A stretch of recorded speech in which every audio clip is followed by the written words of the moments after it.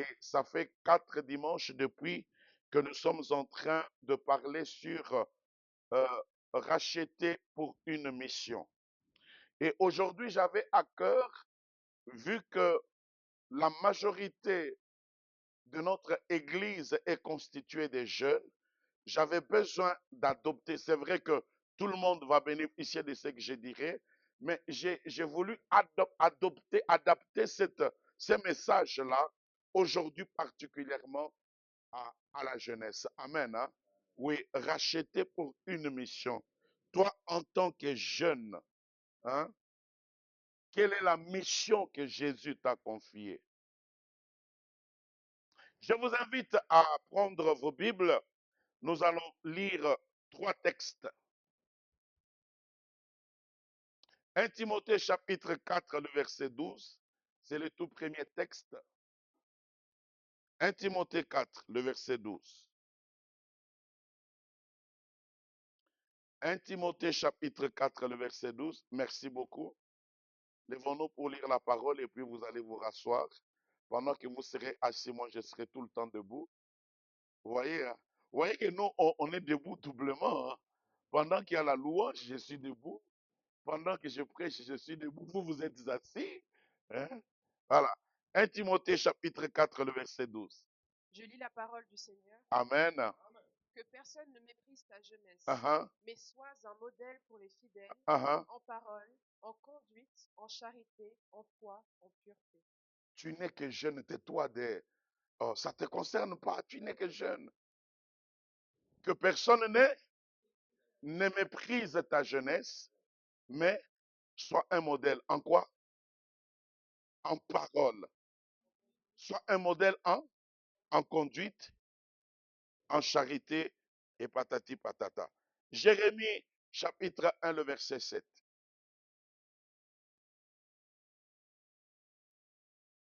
Jérémie 1, le verset 7.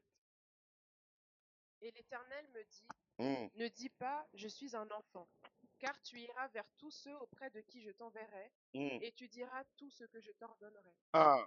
Dieu dit à Jérémie, va, déclare les oracles, fais des choses, va faire ceci et cela. Lui dit, oh Seigneur, je ne suis qu'un enfant. Dieu lui interdit. Il ne faut pas dire que je ne suis qu'un enfant parce que tu as une mission. Amen. Hein? Regarde ton voisin, dit, il ne faut pas dire que je suis que jeune.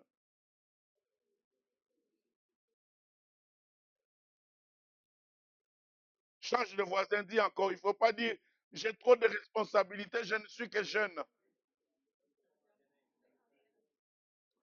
Le tout dernier passage, Ecclésiaste 12, le verset 1.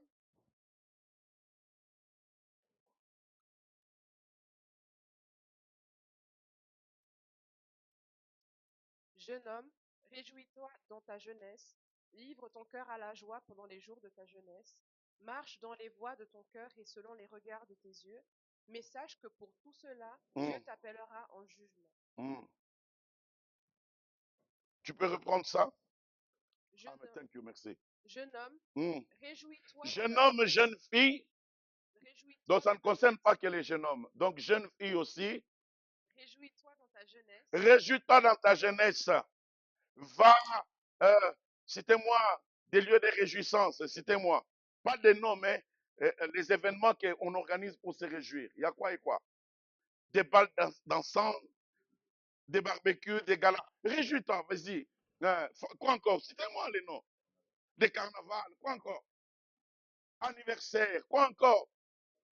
Luna Park, voilà. Quoi encore? Oh, mon professeur. Quoi encore? Mariage, quoi encore?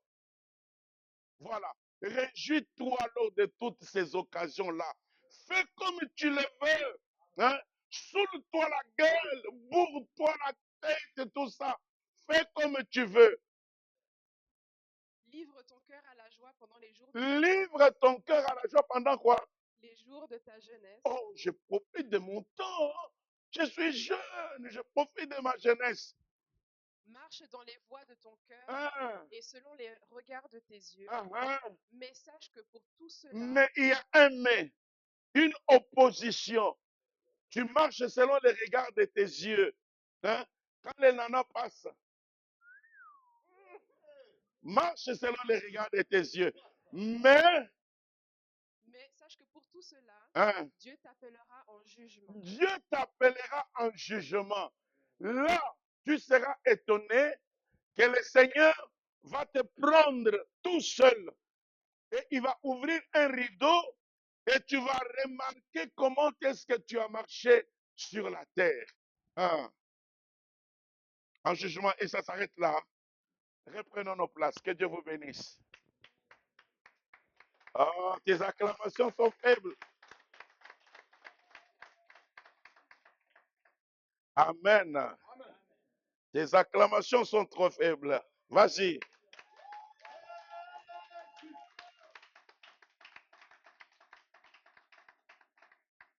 Gloire à Dieu. Que le Seigneur soit loué. Amen. Hein. Mes bien-aimés frères et sœurs, chers enfants de Dieu, excellents membres de la source de vie, que Dieu vous bénisse abondamment.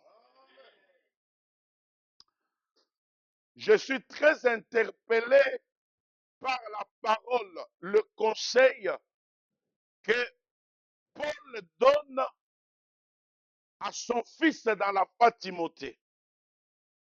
Il lui dit que personne ne méprise ta jeunesse, mais sois un modèle en parole, en conduite. J'aimerais vous dire, excellente auditrice, excellent auditeur, membre de la source de vie, j'aimerais nous dire ce matin que la jeunesse n'est pas une période de faiblesse, mais la jeunesse est un temps d'impacter. Oh my God.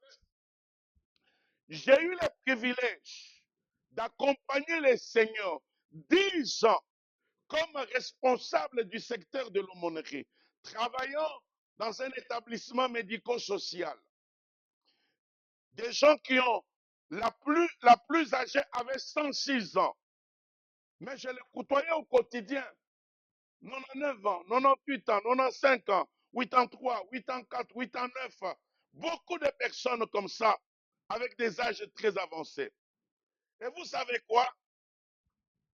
Ces personnes-là, chaque fois qu'elles échangeaient avec moi, faisaient toujours référence à la période de la jeunesse. Alors qu'ils sont arrivés en fin de vie, disons, à la phase finale de leur existence. Mais lorsque j'échangeais avec ces personnes, elles me relataient toujours ce qui a marqué leur jeunesse. Des moments de joie, des moments de pleurs, des moments de victoire et des moments d'échec. Et souvent les phrases sont constituées comme telles. Si j'avais su, je n'aurais pas dû. Je n'aurais pas dû prendre ces chemins. Je n'aurais pas m'engager comme ça. Je n'aurais pas dû fréquenter tel milieu. Des regrets, mais qui ne sont plus réparables parce qu'ils sont à la fin de leur vie. Est-ce que tu m'entends? Ça veut dire que entre 16 ans et plus ou moins, je peux aller jusqu'à 23 ou même 24, si cette période de temps n'est pas bien négociée, je te dis, tu risques d'avoir beaucoup de remords et de regrets. Je le reprends. Entre 16 ans et 24 ans, si cette période de ta vie n'est pas bien négociée, tu risques de marcher avec beaucoup, de traîner toute ta vie avec des blessures intérieures, de traîner toute ta vie avec des regrets. Et comme on dit en français, donnez-moi un bon son, please. J'ai l'impression de m'entendre. Je m'en fous de Jonas. Donnez-moi un bon son, s'il vous plaît. Il me dit toujours, papa, tu n'as pas besoin de micro, en fait. Hein? Pourquoi tu n'as pas besoin de micro? Amen. Alors, je disais donc que, en français, on dit, si jeunesse savait, et si vieillesse pouvait. Amen. Hein? Est-ce que vous avez compris cette expression? Si jeunesse savait, vous vous serez abstenu de certaines choses. Et si vieillesse pouvait, il serait retourné en arrière et corriger certaines choses. Amen. Hein? Alors, écoute-moi, je vais te dire que toi, jeune, tu n'es pas sauvé par hasard. Dieu ne t'a pas sauvé jeune par hasard. J'aime pas le mot hasard dans ma bouche, mais mon vocabulaire est pauvre, laissez-moi l'utiliser. Dieu ne t'a pas sauvé par hasard. Tu n'es pas comme un chrétien par tradition. Non, non, non. Tu n'es pas né de nouveau juste pour venir chauffer une chaise à l'église. Tu viens, tu t'assois et tu retournes chez toi à la maison. Non, le sang de Jésus n'a pas coulé pour toi, pour que toi, jeune, tu sois spectateur ou spectatrice et que tu laisses les autres marquer leur temps. Est-ce que quelqu'un me suit? Mais Dieu t'a sauvé en tant que jeune pour que tu les représentes, pour que tu sois ambassadeur et ambassadrice. Amen. Et qu'on sache que Dieu a sur terre des enfants, des fils et des filles sur qui il peut compter et qui peuvent influencer le monde. Amen. Hein? Dieu ne t'a pas sauvé que pour te protéger de l'enfer et te placer dans une salle d'attente. Tu es en train d'attendre, je ne sais pas moi, le ciel ou l'enlèvement de l'église. Non, il t'a sauvé pour t'envoyer dans ta génération. Il a dit à Paul, je te prends du milieu des païens vers qui je t'envoie. C'est la raison pour laquelle Dieu t'a sauvé. Il veut que tu deviennes son représentant dans ta génération. Amen. Hein? Oh, chaque jeune ici présent, chaque jeune ici présent est une réponse de Dieu à un problème de sa génération. Tu fermes la bouche et tu barres la solution à certains problèmes. Tu ne prends pas l'initiative et tu vas laisser certaines âmes mourir. Tu es une réponse au problème de cette génération. Partout où tu peux être, est-ce que tu peux voir ton voisin? Tu peux le regarder et lui dire, tu es une réponse. Oh, dis-le lui très bien. Dis-lui, tu es une réponse. Ah. Dis-lui, tu es une réponse. Amen. Ah. Écoutez-moi très bien, mes frères et sœurs. Je suis là ce matin pour te dire que ta jeunesse, ce n'est pas un handicap. Amen. Hein? Parce qu'il y a des gens qui ne comprennent pas que tu es dans une phase d'or, d'impact, dans une phase de stabilité, dans une phase de construction. Mais bien aimé, ta jeunesse, ce n'est pas un impact, un handicap. Ne vis pas comme si tout ce que tu devrais faire, c'est dans 5 ans, c'est dans 10 ans, c'est dans 20 ans. Non! C'est maintenant que ta vie se construit. C'est maintenant que les valeurs prennent place dans ton comportement, dans ton langage, et que tu deviens une étoile, une référence pour ta génération.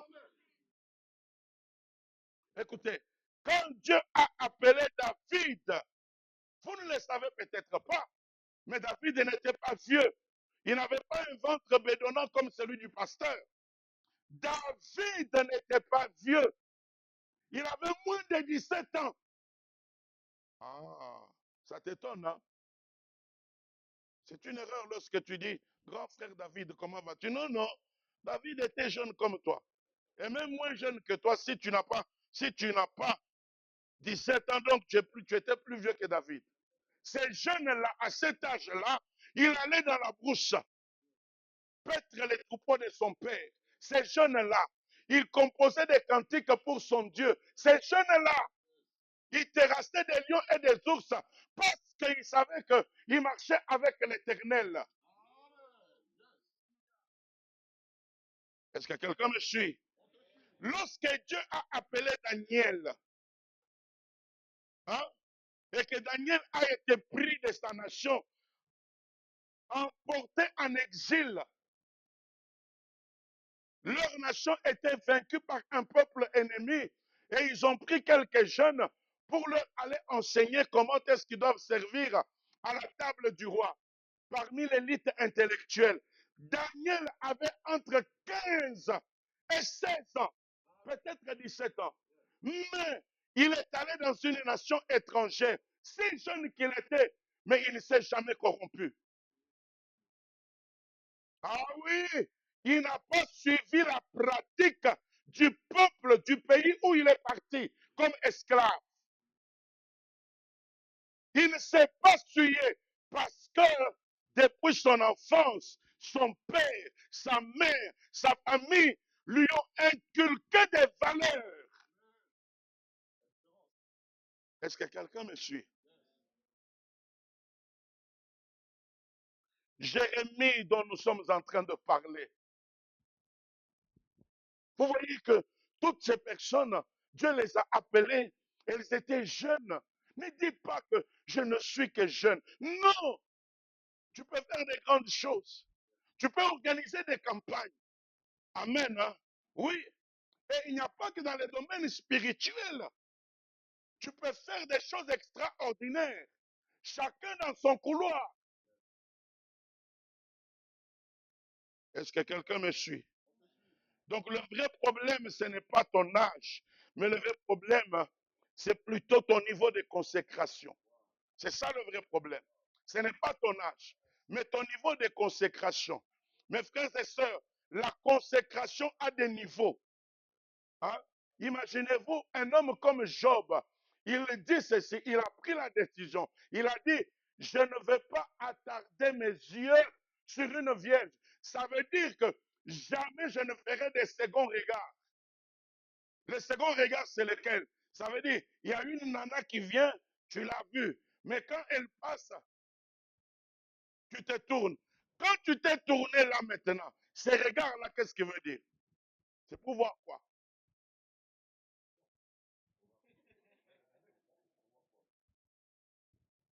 Amen. Hein? Il y a des niveaux de consécration. Amen. Hein? Consacré même dans tes pensées, consacré dans tes oreilles, que mes oreilles ne peuvent pas écouter du n'importe quoi. Consacré au niveau de ta bouche. Hein? Cette même bouche qui s'ouvre pour célébrer l'Éternel ne peut pas être comme un robinet qui distille de l'eau sale et de l'eau propre. La même bouche, intoxication. La même bouche, calomnie. La même bouche, quoi encore? Injure, impolitesse, quoi encore? Mensonge, quoi encore? La même bouche. Et la même bouche encore. Tu es les dieux très hauts. Comme nos bien-aimés nous ont chanté ici. La même bouche. Les mêmes mains voleuses. Tu voles même la viande dans la marmite. Alors qu'on prépare, c'est pour toi qu'on a préparé. C'est vraiment pour toi. Mais tu t'arranges que personne ne te... Le diable nous fait faire des choses vraiment impossibles. Mais on a préparé, c'est pour toi. Mais tu viens avec un esprit, comme si tu voulais voler. Hein? Ah, est-ce que vous vous rendez compte?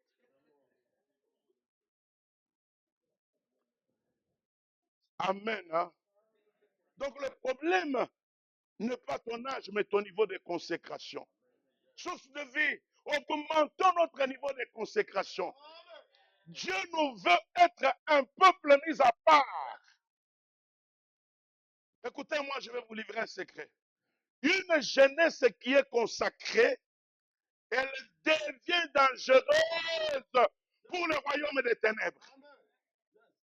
Et c'est la raison pour laquelle vous ne vous êtes jamais posé des questions. Est-ce que vous savez pourquoi le diable attaque la jeunesse? Est-ce que vous savez pourquoi vous êtes beaucoup plus exposés que nous quand on était jeunes. Vous savez pourquoi? Parce que sur vous repose une promesse. Dans les derniers jours, dit Dieu, je répandrai de mon esprit sur toute chair. Vos filles et vos fils feront quoi? Le Seigneur attend une génération. Prophétiser veut dire parler de la part du Seigneur. L'Éternel attend une génération qui va marquer.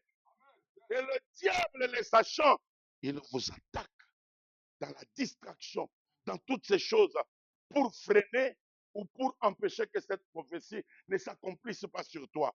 Jeune de la Suisse, tu n'es pas différent du jeune de la France. Amen. Hein? Ah oui, nous avons le même Saint-Esprit, nous avons le même Dieu. Le changement peut commencer par toi. Une seule personne peut apporter un changement, une transformation dans sa famille, dans son quartier, dans sa classe, au milieu de son travail. Une seule personne. Où sont ces jeunes qui peuvent avoir soif et faim de la parole? Dieu recherche ces jeunes-là qui peuvent impacter. Amen. Hein? Écoutez-moi très bien, frères et sœurs. J'aimerais te dire ceci. Racheter pour une mission. Quelle est ta mission, toi, en tant que jeune? J'aimerais te dire que ton premier champ missionnaire, c'est ta génération. Ah oui, oui. Qui peut atteindre d'autres jeunes mieux qu'un jeune? Hein? Lorsque nous partons en évangélisation et que nous sommes, on dit un binôme, n'est-ce pas, prof? Voilà. Nous sommes en équipe de deux. C'est plus simple. Je m'arrange à prendre toujours avec moi un jeune ou une jeune. Et si possible, si elle ne peut pas être de couleur comme moi, c'est encore mieux. Comme ça, on fait comme le piano noir et blanc. Amen. Comme ça, on est complet. Amen. Le piano, il vous donne un bon son parce qu'il y a du noir et il y a du blanc. Amen. Alors, je m'arrange à prendre. Voilà. Et quand on est ensemble, amen, hein, quand on est ensemble, et quand je vois que ce sont des jeunes, je laisse les jeunes s'adresser aux jeunes, amen, dans leur langage.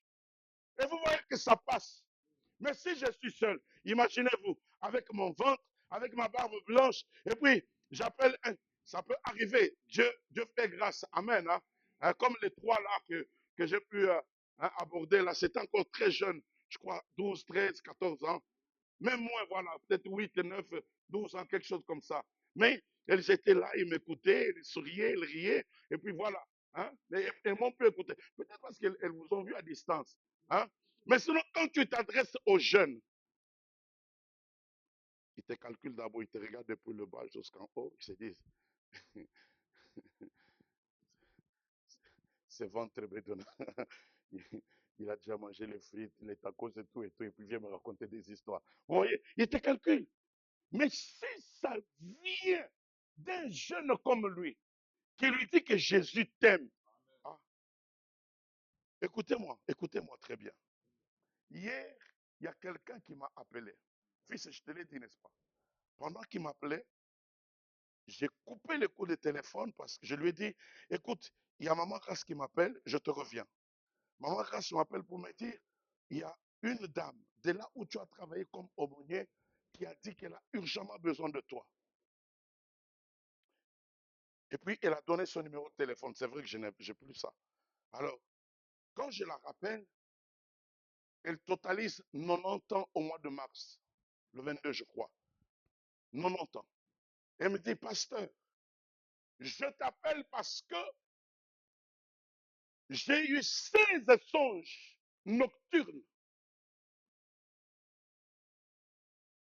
5 se sont déjà accomplis et je vais partager avec toi les autres. Mais l'un des songes qui me bouleverse, c'est que le Seigneur Jésus m'apparaît. Il me dit que ma fille, j'ai besoin de toi. Je t'appelle pour me servir. Je lui ai dit carrément en face, j'ai dit, je crois que tu t'es trompé de personne. J'ai 90 ans, tu as oublié Jésus. Je marche avec un tentébin. Vous savez ce que c'est qu'un tentébin? Hein? Vous voyez le petit. Vous savez, non? Voilà. Ah. Je marche avec un tentébin. Et toi, tu me dis que tu m'appelles à te servir à 90 ans. Jésus lui dit oui, j'ai besoin de toi parce que derrière toi, je vais gagner des âmes. Alors, elle me dit, pasteur, je veux partager avec toi. Est-ce que Jésus ne me piège pas? Qu'est-ce que ça veut dire? J'ai dit non, non, il ne t'a pas piégé. C'est nous qui appelons 90 ans 100 ans. Mais pour lui, un jour, c'est comme 1000 ans et 1000 ans sont comme un jour. Alors, je lui ai dit ceci. Tu es dans un établissement médico-social.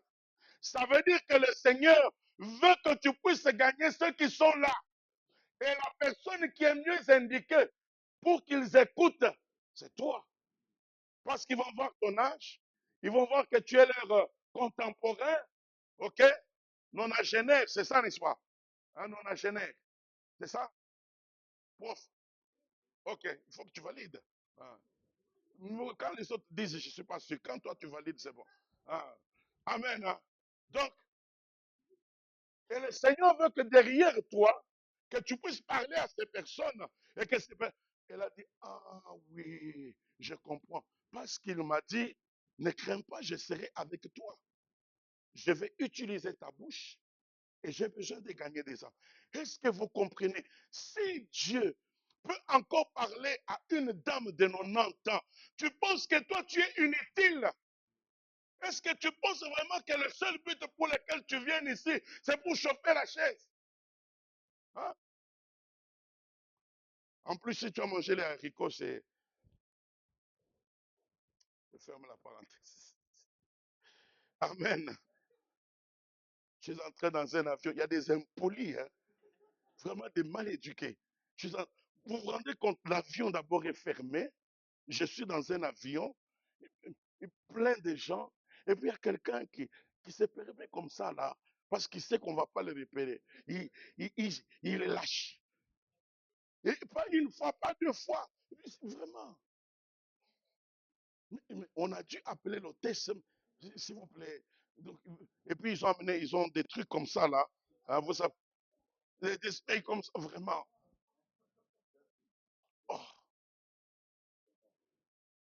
je sais pas vraiment. Ces sprays-là n'ont pas pu éteindre cette histoire. Donc il fallait attendre moi-même. Je ne sais pas ce qu'il avait fait.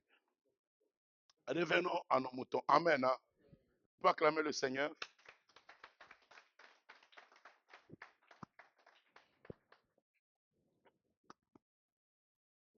Écoutez-moi très bien. Tu es placé à l'école. Tu vas à l'école. Est-ce que tu es à l'université? Est-ce que tu as des profils sur les réseaux sociaux? Est-ce que tu habites un quartier? C'est ton champ missionnaire. Amen. Hein? Excusez-moi.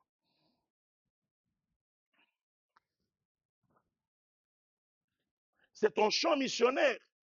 Hein? Pour que tu démontres que tu es lumière du monde. Tu es à l'école, on sent que tu es présent, mais on sent que tu es différent dans ton comportement et dans ton langage. On sent que ton raisonnement s'aligne sur les valeurs bibliques et non sur la conjoncture actuelle. C'est que tout le monde croit, c'est que tout le monde dit, parce que tu n'es pas monsieur tout le monde, parce que tu n'es pas madame tout le monde. Tu es une étoile, tu es un enfant de Dieu. Nous voulons copier les célébrités du monde parce que c'est elles qui nous présentent la joie à la télé, la danse, la joie, les sourires. Mais suivez leur vie de plus près. C'est le même qui se divorce, se remarie, redivorce, se remarie, redivorce, se remarie, redivorce, remarie, redivorce, remarie. Des mariages qui coûtent des millions et qui ne durent que 4 mois. Qui coûtent des millions, après 1 mois, on se sépare. Parce qu'il n'y a pas de fondement sur des vraies valeurs. Mais on vous présente des costards, des coiffures, des chaussures, hein, des démarches, des gros bijoux, quoi encore, des bagues, de l'argent qui descend du ciel et qui tombe sur la terre. Et ils font semblant d'être dans la joie. Ils dansent. Ils sont autour de la piscine avec des filles presque à moitié nues. Ça danse. Et tu penses que c'est ça la vie. Miroiter comme ça. Et tu penses que c'est ça la vie. Et après, vous apprenez que non, il est mort d'une overdose. On l'a trouvé morte dans sa chambre. Si c'était vraiment la joie et la vie, pourquoi ils se pendent?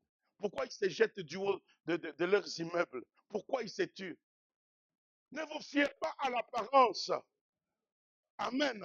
C'est un maquillage. Et le diable sait attirer. Écoutez, vous savez, derrière l'industrie cinématographique, il y a tout un bureau d'études. Comment influencer dans le langage, dans l'habillement, dans le comportement. Comment influencer? Tout un bureau d'études. Do you understand?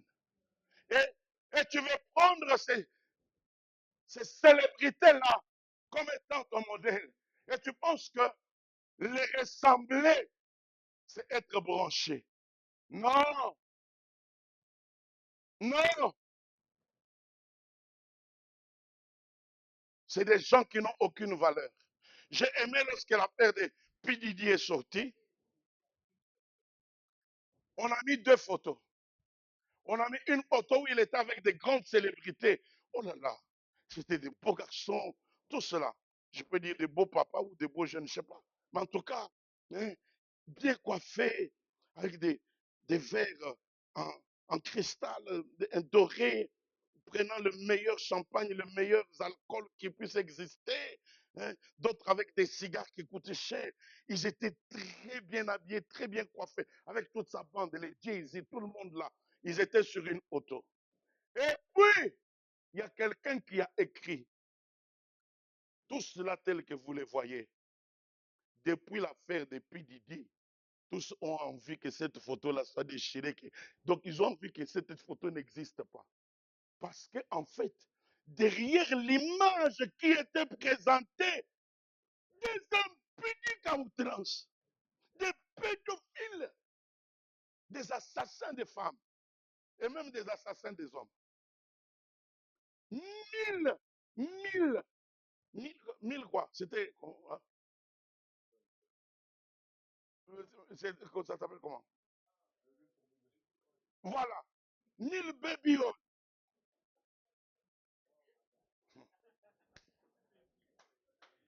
Mais, mais qui n'a pas souhaité être comme ces gars? Hein? Des belles voitures. Hein? Des, des montres Rolex, des, des histoires. Ils vous présentent les luxes. Ils sont à Dubaï et tout ça. Oh my God. Oh my God. Jeune garçon, jeune fille, tu es la lumière du monde pour ton environnement. Amen. Hein? Hein? Dans ce monde confus, dans ce monde hyper sexualisé. Est-ce que vous comprenez ce que je dis? Vous savez ce que c'est que hyper sexualisé? Hein? Hein? Qu'est-ce qu'on comprend par hypersexualisé? La sexualité, elle est omniprésente. Dans les médias, dans les réseaux sociaux, dans la musique, dans la publicité. Même lorsqu'on fait la publicité des biscuits, c'est la publicité des biscuits, mais c'est une femme presque nue. Hein? Tu te poses la question, d'abord tu t'étonnes, c'est la publicité de quoi? Et après seulement tu comprends que on parle de biscuits. La nudité de la femme est chosifiée. Vous comprenez cela? Toutes les danses, pour qu'elles fassent du succès, elles doivent être concentrées au niveau de cet angle. Hein? Et vous savez, il y a ce qu'on appelle des messages subliminaux. Le roi de la pop, du pop, de la pop, merci, professeur. Michael Jackson qui est décédé. Quelle était sa danse? Il pouvait faire tout ce qu'il veut, mais toujours il revenait sur une danse. Il touchait quelque part et il faisait des mouvements bizarres. Vous pensez que c'était pour rien? Je ne vais pas le faire ici, je suis devant la chair. Est-ce que vous pensez que c'est pour rien? Et à l'époque, les gens ne comprenaient pas. Mais avec la connaissance, on a appris qu'il y a des messages subliminaux. Ça veut dire que ton subconscient capte ça. Lorsque je parlerai de l'influence de la musique mondaine, avec des images, vous allez comprendre.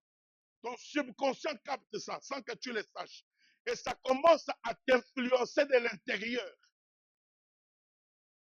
C'est la raison pour laquelle beaucoup sont esclaves du sexe. Amen.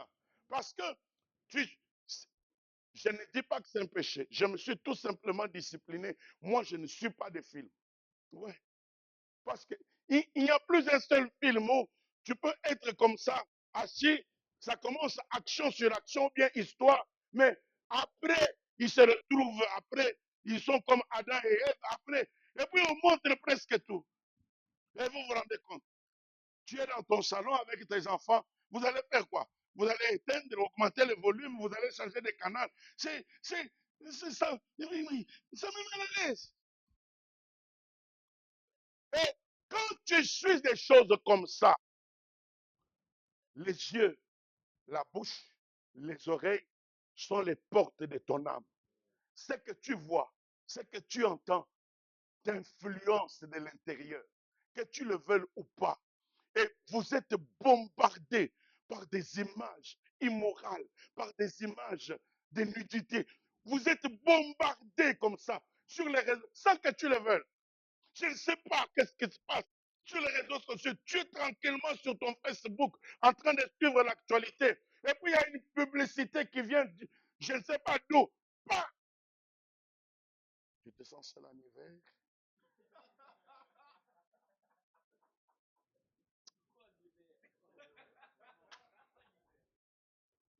Et l'image est bien calculée. Oh my God, amen. Hein? Dans un monde où, dans un monde hyper sexualisé, mes frères et sœurs, Dieu t'a sauvé pour être la lumière dans ta génération. Hein?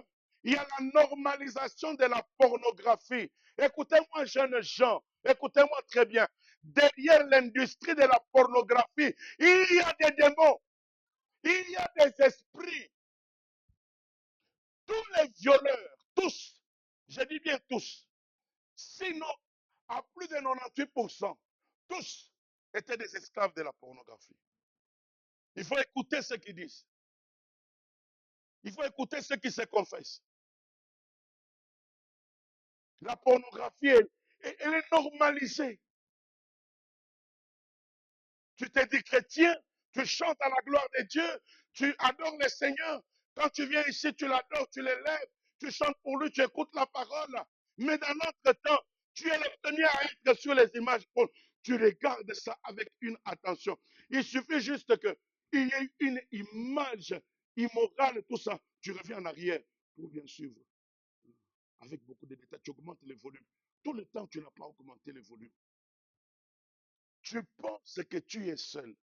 Tu penses que tu rinces l'œil, comme il y a des termes, hein? Je rince l'œil. Ça veut dire que tu te fais plaisir à tes yeux. Mais tu ne sais pas que tu détruis ton âme parce que tu ouvres des portes aux esprits succubes et incubes, les femmes et les hommes de nuit. Et ces esprits-là, s'ils viennent dans ta vie, écoutez, ils ne viennent pas pour s'amuser, ils ne viennent pas pour le plaisir. Toi, tu penses qu'ils viennent que pour coucher avec toi. Mais après, ils vont t'attaquer dans les domaines sentimentaux. Jamais ils voudront que tu te maries. Jamais. Ils vont tuer le partenaire ou la partenaire. Parce que c'est des esprits des eaux et c'est des esprits très jaloux. Ils vont tuer le partenaire ou la partenaire. Ils ne vont pas te laisser tranquille parce que tu es devenu leur propriété. Est-ce que vous me suivez? Hein? Dans un monde où il y a banalisation des relations sexuelles précoces, Dieu t'a levé comme une lumière. Et ici, j'ai toujours parlé à mes filles. Je vous dis la vérité. J'ai plus de 3 décennies d'expérience en tant qu'homme de Dieu. Et lorsque les relations sexuelles vécues hors mariage, ces expériences-là ont toujours laissé beaucoup de filles, à plus de 95%, avec beaucoup de blessures intérieures, avec beaucoup de regrets. J'en ai même connu qui, comme je ne vais pas citer les noms, mais je vais vous révéler un secret, ce n'est pas professionnel. Une dame, là, une dame est venue me confesser, une vieille dame, elle est venue me dire, quand je vais mourir, il ne faudrait pas m'enterrer à côté de l'homme, avec mon mari. Mais il faut m'enterrer à telle place. C'est là où l'amour de ma jeunesse, un garçon avec qui j'ai vécu 2 ou 3 ans ou 5 ans, je veux être à côté de lui. Moi, comment je vais faire? Hein? Je vais faire comment? Dis ça à ta famille. Je dois t'enterrer, pas à côté de ton mari, mais à t'enterrer à côté. Vous vous rendez compte? Elle a tellement été marquée par ce garçon-là. Ce garçon s'est marié, mais elle est restée avec ces marques-là, comme des griffes. Elle est restée avec des marques. Elle grandit, elle a eu des hommes, mais toujours marquée par le garçon. Écoutez, quand on vous dit de vous conserver pur, ce n'est pas une punition. C'est parce qu'il y a beaucoup de conséquences. Tu vas être marié avec Ambroise, mais tu es tout le temps en train de penser à Albert. Un homme est venu me dire, pasteur, quand je m'accouple avec ma femme, au plus haut du niveau, elle cite le nom de quelqu'un. Est-ce que vous vous rendez compte? Ah, je vous parle comme votre père. Hein? Je vous parle sans mettre des gants pour vous dire la vérité et rien que la vérité. Et comme ça, vous ne direz pas que, pasteur, tu nous avais rien dit. Amen. Hein? Vaut mieux prévenir que guérir. La banalisation des relations sexuelles précoces. Si c'est arrivé, n'y reviens plus. Fuis ça. Faut fuir. Ça va te procurer du plaisir, certes. Mais qu'est-ce qui te garantit qu'il va t'épouser? Qu'est-ce qui te garantit? Mais vous pensez que moi, je suis né vieux? J'ai été jeune. J'ai été jeune. Hein? J'ai été jeune. Et, et des fois, comme ça, on s'amuse. Quand tu as déjà connu Albertine, avec tes amis, tu dis, oh, c'est là déjà. Quand on dit, quand un nouvel album est sorti, on dit qu'il est dans vos bacs. On dit ça. Dans le bac. Il est dans mes bacs. Et c'est même une compétition. Je vous dis, il est dans mes bacs. C'est même une compétition. Vous vous rendez compte? Est-ce que vous vous rendez compte? Oui.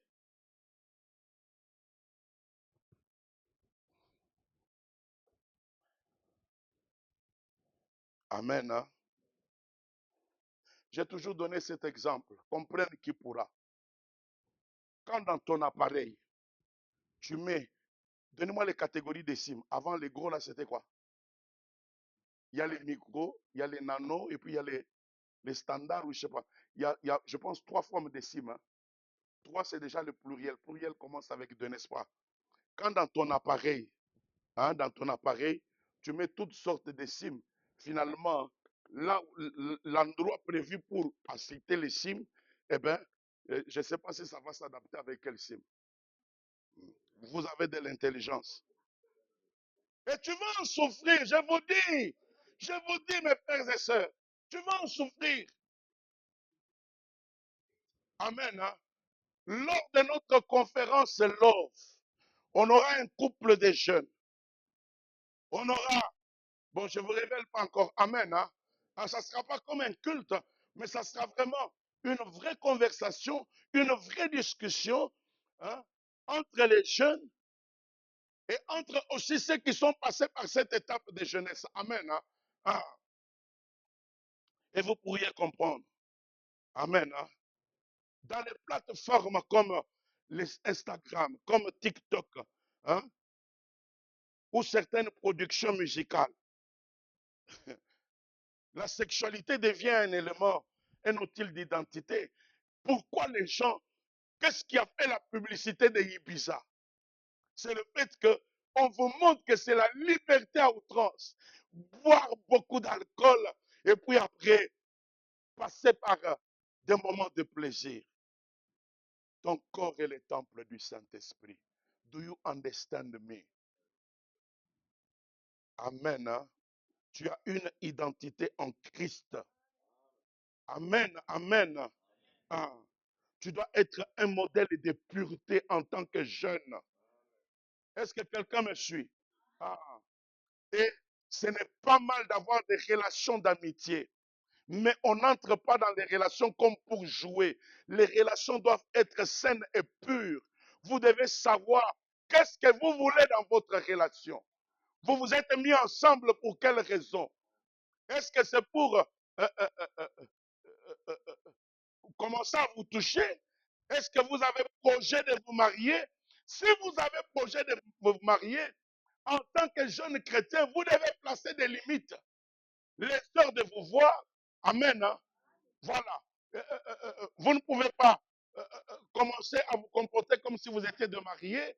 Vos relations doivent être saines et pures, doivent glorifier le Seigneur. Et c'est ainsi que le Saint-Esprit va vous accompagner.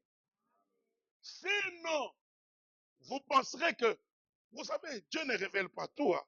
Le Seigneur peut ne rien dire au pasteur, peut ne rien dire à qui que ce soit. Vous vivez dans vos bêtises, tout ça, patati patata. Mais comme la Bible dit, on ne se moque pas de Dieu. C'est qu'un homme aura semé, il va le moissonner. Comme la Bible le dit, ton péché va te rattraper. Ah oui, oui, tu seras dans le mariage. Et puis après, tout le temps, ton mari est en train de te soupçonner. Quand il va en voyage, il laisse des caméras, toi tu ne sais pas. Ou bien quand toi tu te déplaces, tu laisses des caméras, ton mari ne sait pas.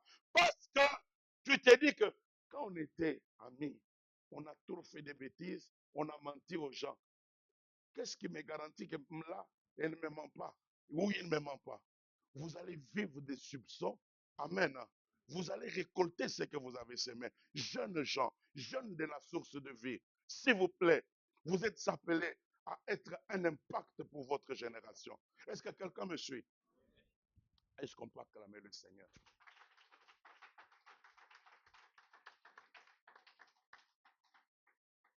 Amen. Hein? Est-ce que je peux continuer?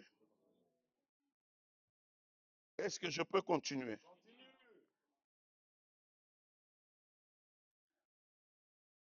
Mais j'aimerais vous dire, mes bien-aimés frères et sœurs, que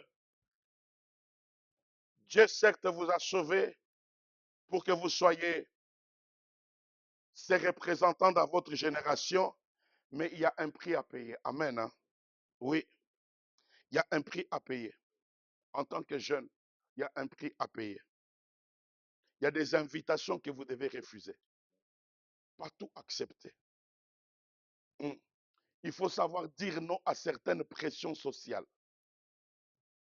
Il faut accepter d'être différent. Oui, oui, parce que tu n'es pas tout le monde. Tu portes le nom de Freddy et tout le monde ne s'appelle pas Freddy. Est-ce que tu comprends cela? Tu n'es pas obligé de te comporter comme tout le monde. Et tu peux même des fois être incompris. Mais c'est le prix à payer. Hein? Parce que tu ne peux pas vouloir impacter ta génération tout en te comportant comme ceux de ta génération.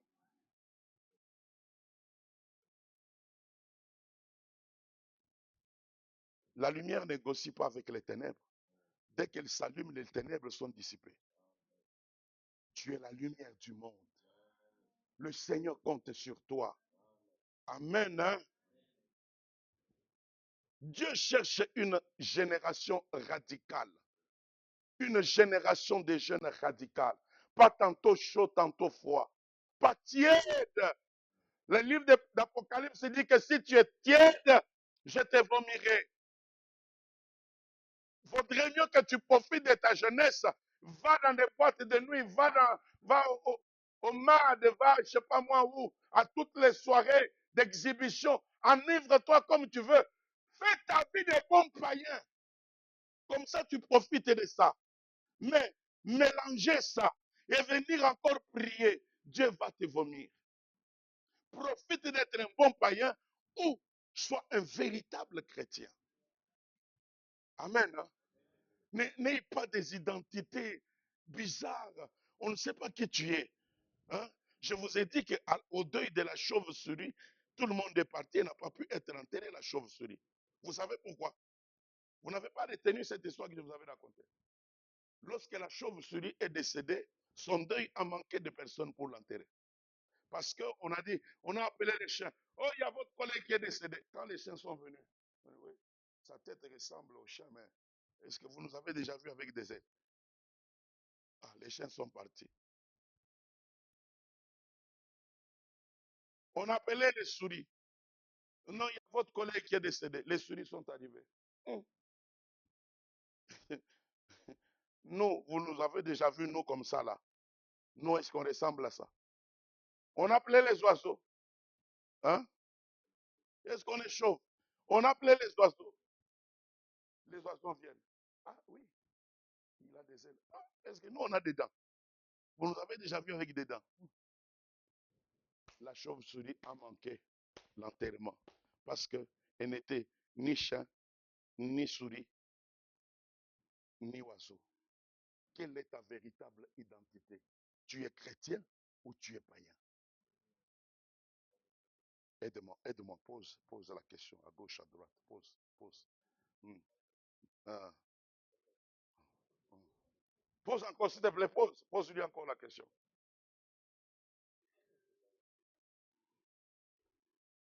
Le Seigneur veut une génération radicale, une génération qui prie, une génération qui jeûne, une génération qui se sanctifie, une génération qui annonce l'évangile sans honte, sans honte,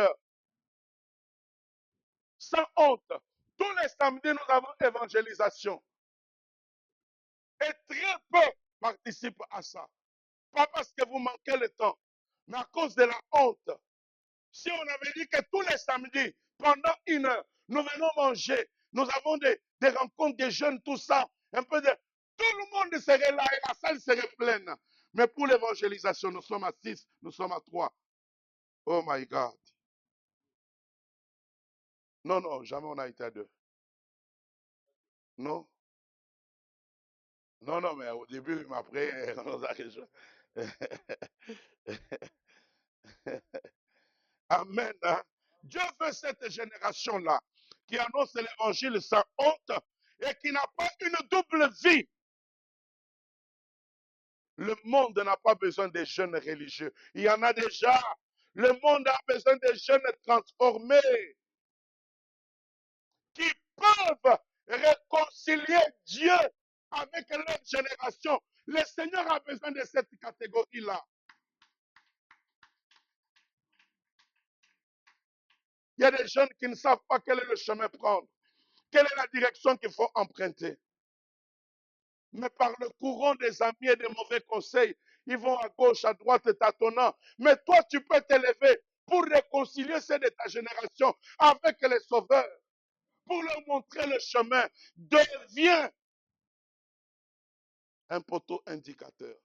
Qu'est-ce qui marche sur l'autoroute, ça s'appelle comment? Un panneau indicateur. Devient un panneau indicateur sur l'autoroute de la jeunesse pour désigner que si tu vas à gauche, ce chemin-là que tu vois, ce chemin-là que tu empruntes, ce style de vie-là que tu veux, va t'amener en enfer. Mais par contre, si tu vas à droite, tu vas aller au ciel. Écoutez, c'est parce que les gens, je vais m'arrêter là, je n'ai presque rien dit. C'est parce que les gens ne savent pas ce que c'est que l'enfer. C'est parce que les gens n'imaginent pas ce que c'est que les flammes éternelles. Les gens blaguent. Les gens blaguent avec leur vie. Et c'est seulement, imaginez l'histoire de Lazare et de cet homme riche. Et c'est seulement après que les gens réalisent que qu'est-ce que j'ai fait de ma vie. Et finalement, c'est trop tard. J'ai dit à ceux avec qui nous évangélisons que non seulement en disant aux gens que Jésus les aime, nous les servons, mais aussi nous les condamnons. Vous savez pourquoi? Parce qu'au jugement dernier, le Seigneur se servira de cette image-là pour leur dire, on t'avait présenté que je sauve, mais pourquoi tu n'avais pas écouté? Ah, c'est là où Jésus a dit dans Matthieu 24 que cette bonne nouvelle du royaume sera prêchée dans le monde entier pour servir des témoignages. Amen. Est-ce que on peut prendre quelques minutes dans la prière?